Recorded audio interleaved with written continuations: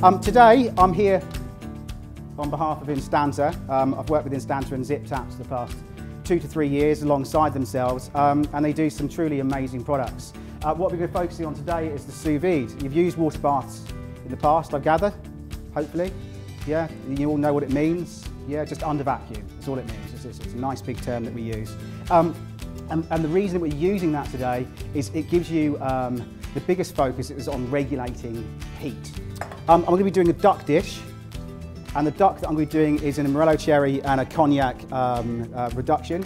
We're doing that with a little bit of a sweet potato and parsnip puree, and we're going to serve that up with a little bit of seasonal asparagus, Nero, and we've got some fresh herbs that are really in season at the moment. Take as much air out as possible. You all know the reason why we take all the air out? No? Okay, so if it's got air in there, like so, your meat's not touching that water at all.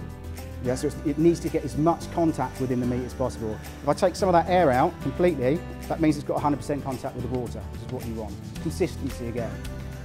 At 60 Celsius, I'm going to put that into a separate containment. So these have got A, B, C, D and E. Right? You can set these for different temperatures that you want to use it for and set your timer. And that's the most crucial thing. So if you're doing things like vegetables, sprouts, anything that you want to sort of class as al dente, always add 10 minutes to whatever you're doing as a meat dish.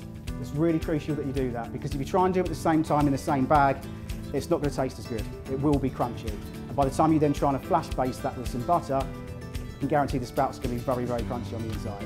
So always add 10 minutes.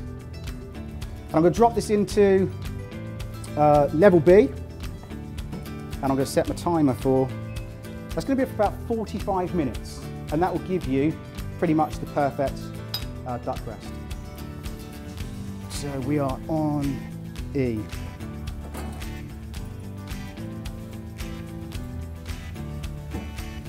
We've got enough of the actual oil and the herbs in there as it is, so I'm just going to go in with a bit of butter.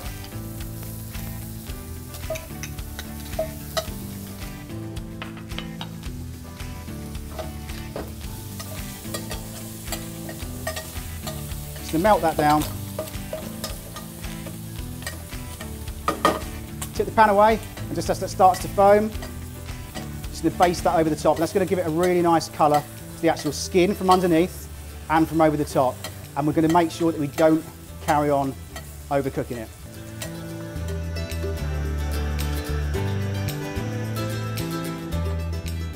That is my duck with a parsnip and sweet potato puree. We've got asparagus, cabbage Nero, and some cherries done in a cognac sauce. Simples. Thank you very much.